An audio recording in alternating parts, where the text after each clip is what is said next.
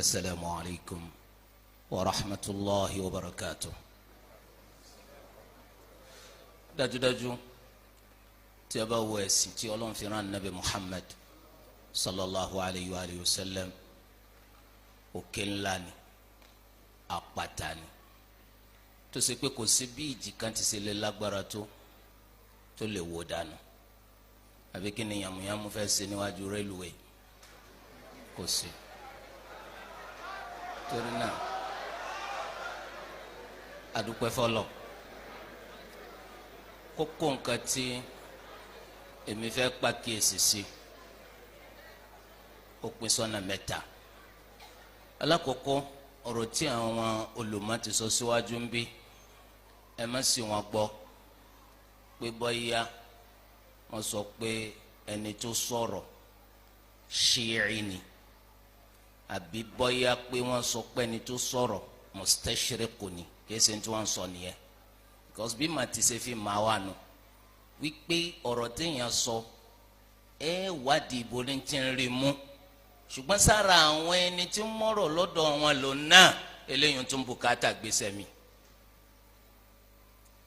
ìpàkíyèsí kejì òní pé àwùjọ wa ń bùkátà ká wá mà, kì í ṣe gbogbo èèyàn ló yẹ kó máa sọ nípa ẹ̀sìn Islam.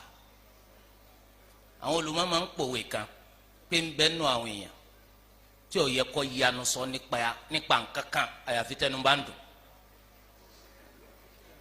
tó bá lọ sọ́dọ̀ ẹni tí ó bá tọ́jú ẹnu rẹ̀ sẹ́wọ̀n kí wọ́n ní yanu, ìgbà náà ló yẹ kó yanu. kì í ṣe gbogbo èèyàn ni ló yẹ kó máa sọ nípa ẹ̀sìn. nítorí bá ẹ̀sìn jẹ́ Nàìjíríà, everybody can just say. á sì rí i pé tí wọ́n bá dá ẹ lẹ̀ tán àti kpaná rẹ̀ rọrùn, ara ru rẹ̀ náà lè ta àjókòó yìí. Ali ibn Abi Talib radiyallahu anhu, ẹnì kó wọnú mọ́sálásí rẹ̀ ó wá bá àwọn èèyàn sọ̀rọ̀, ó fẹ́ máa wá lọ, Ali yìí wá dá dúró. ó ní sọ ma nípa an-nasikh wal-mansukh, ó lè ti pé an-nasikh wal-mansukh, ó lóun ọ̀ ma nípa rẹ̀, ó ní látòní lọ mọ́tò báyàn sọ̀rọ̀ ma nípa ẹ̀sìn Ọlọ́run.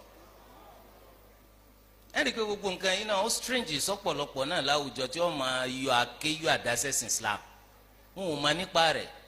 but gẹ́gẹ́ bí ẹnìkan ti ṣe sọ̀rọ̀ náà àwọn tó sọ̀rọ̀, gbogbo ẹni tó bá ti rọ agbéde lárúbá díẹ̀ àfàǹlá náà ní Nàìjíríà. wa hadhihi mushkila. so ó sì mú kọ́pọ̀lọpọ̀ nǹkan máa bàjẹ́ nínú ẹ̀sìn, kọ́ba wa tún ti ń bàjẹ́ sí. níparí, ṣé nǹkan kan bẹ́nu ṣẹ̀ríà yìí tó tako làákàyè? kò sí o, àyàfi kó jẹ́ pé làákàyè yẹn ò gbádùn. nítorí pé wọ́n sọ pé qad tunkiru al-aynu daw ash-shamsi min ramadi wa yunkiru al-famu ta'ma al-ma'i min saqami. so ó lè jẹ́ pé ojú lè rọrùn kọ́mọ wá wòrùn báyìí ipò òkun ló ń rí nígbà tó ṣe kójú yẹn ò gbádùn. wọ́n sì lè bomi Zemzem sí yẹn lẹ́nu kó tu dànù kómi ṣe kóró báyìí nígbà tó ṣe pò ní ò gbádùn. adúpẹ́ fọlọ́. àwọn olùmọ̀ sọ pé tẹ́nìkan bá sọ pé nǹkan kan bẹ́ẹ̀ nu ṣẹ̀ríà tó tako làákàyè bákan mẹ́ta ni.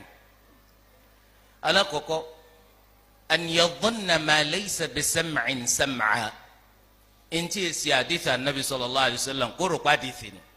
torí tíyàn bá ti nímọ̀ nípa rẹ̀ gbogbo nǹkan tí èsì ara rẹ̀ náà ni wọ́n máa pè lára rẹ̀. ẹlẹ́ẹ̀kejì, òun náà ni an yadhunna ma laysa bima'qulin ma'qula, gbogbo ntọ́jẹ́ yìí pé kìí sọ̀rọ̀ làákàyè kó wọn gbé sábẹ́ làákàyè. kọjá pé ìṣújú ló ń dà láàmú, òun wá lérò yìí pé làákàyè takò eléyìí. ẹlẹ́ẹ̀kẹta, òun náà ni pé ń bẹ́nu ṣẹ̀ríà ntí ṣẹ̀ríà fi dọ́pọlọ lágara, kìí ṣe pọ́tàkó làákàyè o, àmọ́ fi dá ọpọlọ lágara ni kí ọpọlọ lè bá mọ wọn ara rẹ̀. báwo lọpọlọ ti ṣe rí sí ṣẹ̀ríà? báwo ni ṣẹ̀ríà ti ṣe rí sọpọlọ? wọ́n ní ọpọlọ àti ṣẹ̀ríà ó dà gẹ́gẹ́ bí oòrùn àti ojú tá à ń fi ríran ni. ẹ̀yin ti máa ń pé ojú kò lè dá ríran àyàfi kí ìmọ́lẹ̀ ó wà. Yorùbá pòwe wọ́n ní tójú ọba fọba bá ní òwe yẹn ń fàtúnṣe. tójú ọba fọba bá ní lópin ìgbà tí ìmọ́lẹ̀ bá wà. tí ò bá ti sí ìmọ́lẹ̀, inú yàrá rẹ̀ gan ó fojú fèrèsé sọ́nà nígbà tó o bá ríran. so wọ́n ní bẹ́ẹ̀ ni ọpọlọ rí sí ṣẹ̀ríà ọpọlọ ò lè dá ṣẹ̀ríà mà láì jẹ́ wípé ó fi alukur'ani àti sunna ríran tíyẹn bá ti ní tó alukur'ani ọjà mọ̀ kankan tí sunna ọjà mọ̀ kankan ntọ́ dájú ni pé kò lè ríran àwa ń rọ àwa mùsùlùmí ká dákun torí tọ́lọ̀ ká jẹ́ kí ipò tí ọpọlọ wa tí ó máa wà kó ju ti màálù lọ ká jẹ́ kí ọpọlọ wa kó wà nípò tó ju ti màálù lọ èwo lọpọlọ màálù ọpọlọ màálù ó náà ni pé anybody tó bá ti ń sọ̀rọ̀ tọrọ rẹ̀ bá ti dùn ẹ kàn máa ṣe Allahu Akbar sọ ọpọlọ màálù nìyẹn gẹ́gẹ́ bí ẹnìkan tó ń parọ́ mọ́ anabi Muhammad sallallahu alayhi wa sallam wọ́n á pa kéésì rẹ̀ pé kí ló dé tó ń parọ́ mọ́ anabi ó ní sẹ́yìn ọmọ pa àwọn màálù ní gbọ́rọ̀ mi wọ́n ní màálù báwo àwọn èèyàn làwọn eléyìí wọ́n ní ọ̀dà kò burú lọ́ba tún kírètì àdéfì mi